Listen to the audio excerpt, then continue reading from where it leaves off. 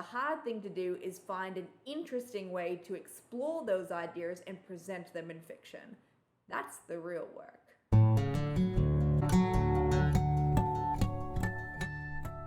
Hello everyone and welcome back to my channel. My name is Tara East. I'm a writer, blogger, YouTuber, and the author of the mystery novel, Every Time He Dies. And in this week's video, I want to talk about the writing realm and the fiction realm. So this concept of the writing realm and the fiction realm, and I'm going to try really hard to not develop a lisp while saying those, came about when I read an article by Charlotte Doyle called The Writer's Tell: The Creative Process in the Writing of Literary Fiction. I did put a link below in the description box, but it's behind a paywall, so that's your decision. But I'll summarize some of Doyle's points here and then add my own twist to it. So in this article, Doyle closely examined the creative process of 5 writers, and she identified a few specific patterns while conducting these interviews. Firstly, she noticed that every writer described their creative projects as beginning with a seed incident. This could be an image, a sentence, an emotion, idea, or even a title that they wish to expand upon within their fiction. This seed incident can come from outside sources, such as a comment that they hear somebody else say, or they might witness a situation or an incident. Sometimes a seed incident will occur spontaneously, and the idea or image will simply pop into the writer's head while they're doing other things. The seed incident is not necessarily what the book will be about, though it can be, but more often it's just a starting point. Speaking for myself, Every Time He Dies came about when an exchange of dialogue randomly popped into my head one day while I was driving. Australian author James Bradley said during the promotion of his book Ghost Species that the title came first, and then he had to discover the story that would match it. This process reminds me in particular of the way Ray Bradbury would randomly write down title names and then use those as prompts for his short fiction. And this is how he completed later the novels Dandelion Wine and R is for Rockets. The writer V.E. Schwab has also said that her popular Shades of Magic series began with the image of a girl walking through a wall and then colliding with a boy. I know that sounds like romance, but interestingly, Schwab is not a romance writer, and this is not a boy meets girl in that way story. Brandon Sanderson's Mistborn series came about because he wanted to explore the idea of what would happen if the teenage hero didn't defeat the evil overlord. Bummer. Note that a seed incident doesn't always come to us through chance, through these external events or even our own intuition.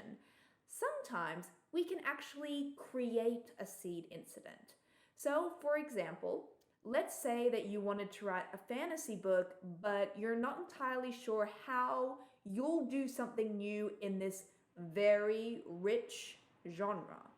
So, one thing you could do is consider all of the tropes within the genre and then consider how you would put a unique twist on it or somehow subvert it. Or you could take a general premise from a very well-known and beloved book and then find a way to make it contemporary or otherwise invert it. You could also take 2 competing ideas and find a way to mash them together.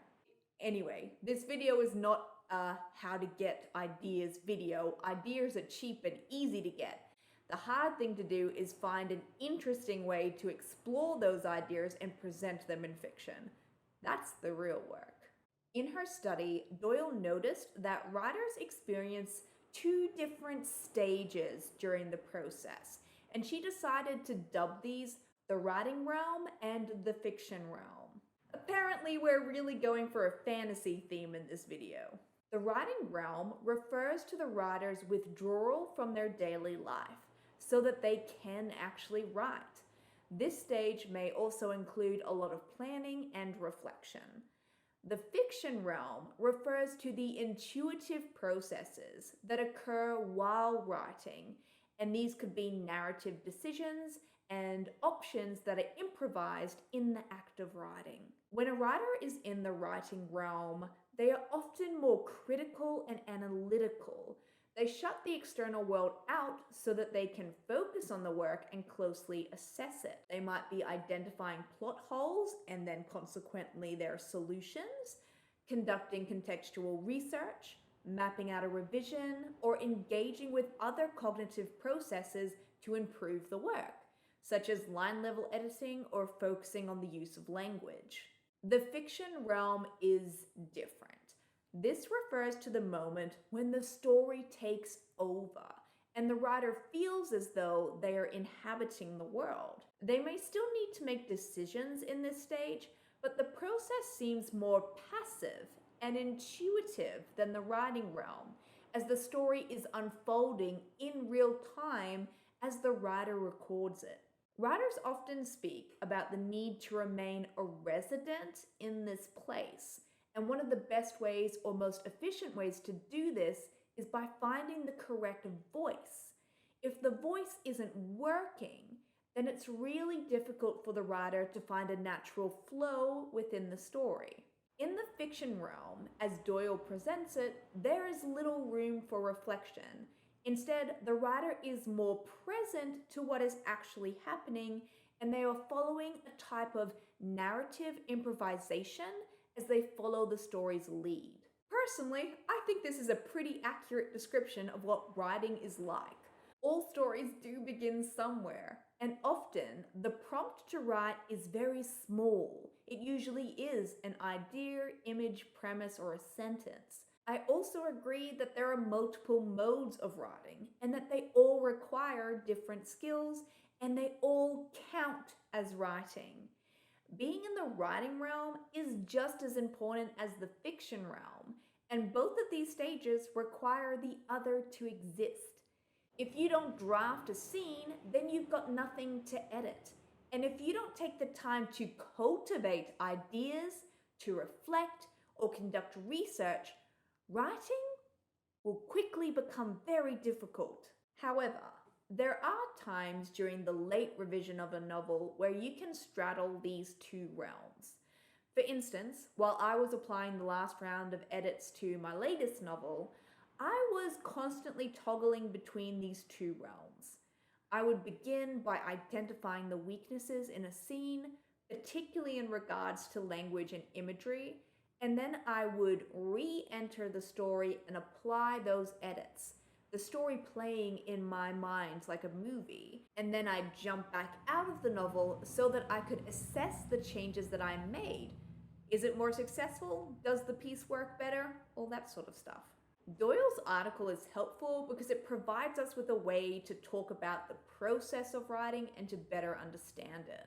It also acknowledges that writing is both a critical and a creative process that involves intuition, play, and imagination, as well as skillful problem solving and the knowledge of craft. For me, having a deeper understanding of what happens when I write is useful because it provides reassurance and permission. Reassurance that my own approach to writing mirrors that of others, and the permission to shut out the world so that I can enter the story. What about you? Do you identify with this idea of the writing realm and the fiction realm and of seed incidences? I'd love to know, so please leave a comment below. Now, if you'd like even more writing advice, you can of course check out the other videos on this channel, or you can go to taraeast.com and dive into the archives. While you're there, consider joining my email newsletter, because when you do, I'll send you a free gift and you receive an email in your inbox every single Thursday morning, including a note by me, a quote of the week, links to that week's blog and video, as well as some resources that I recently loved and think you will too. Thank you so much for being here again this week. I really appreciate your time.